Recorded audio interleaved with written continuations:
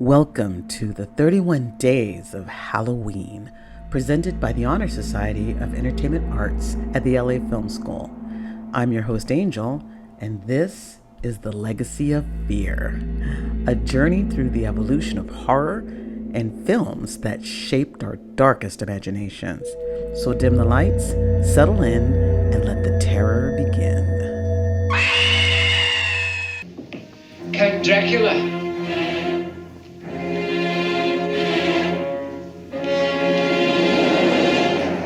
Good evening.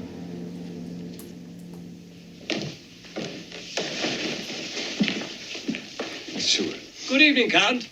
Dr. Seward. Miss Van Helsing. My savior. I trust you're feeling improved. Yes. Welcome back to The Legacy of Fear, part of the 31 Days of Halloween, brought to you by the Honor Society here at the LA Film School. I am your host, Angel, and today we're tracing the long shadow of horror's most enduring figure, Count Dracula. Before the silver screen, there was a book. In 1897, Irish writer Bram Stoker introduced Dracula, a creature of ancient evil, aristocratic charm, and unending hunger. The Count proved to be more than a monster.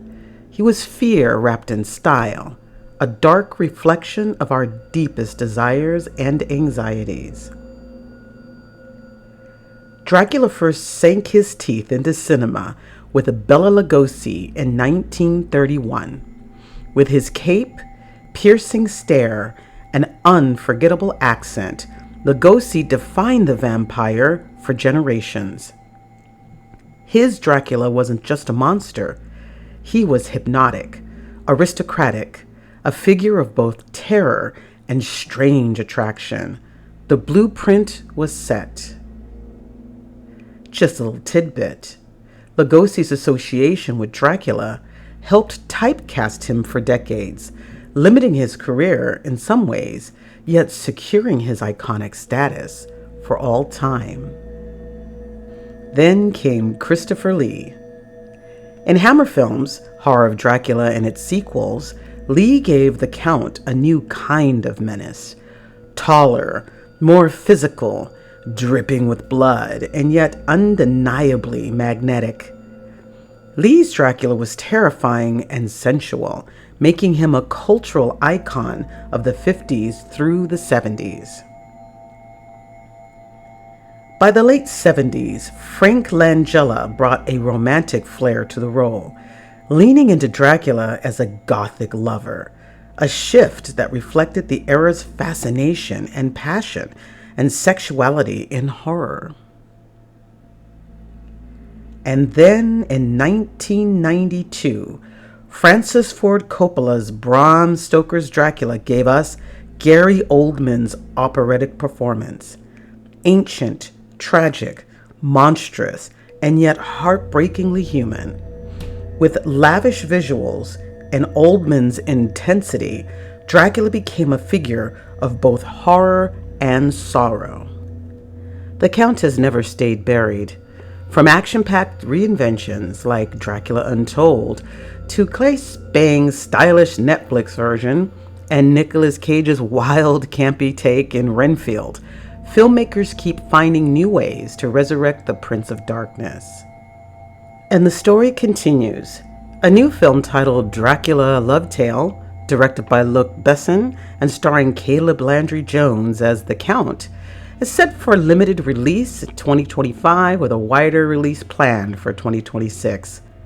All this means that Dracula simply just isn't history. He's very much the future as well.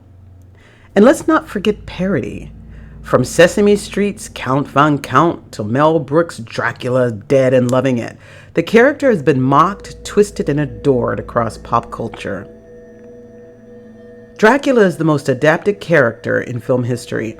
From Lugosi's hypnotic gaze to Oldman's tragic romance, each era and each generation has used him to explore its own fears, desires, and obsessions.